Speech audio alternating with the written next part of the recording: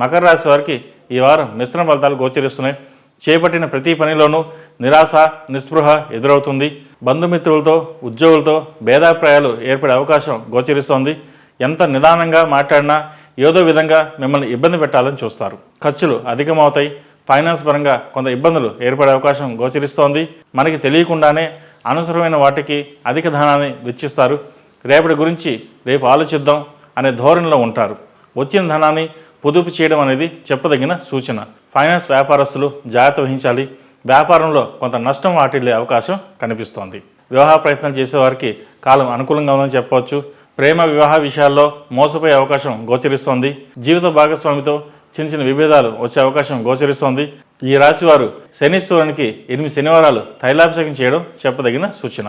ఈ రాశిలో జన్మించిన వారికి కలిసి వచ్చే సంఖ్య నంబర్ 7, కలిసి వచ్చే దిక్కు ఉత్తరం, కలిసి వచ్చే రంగు నేవీ బ్లూ.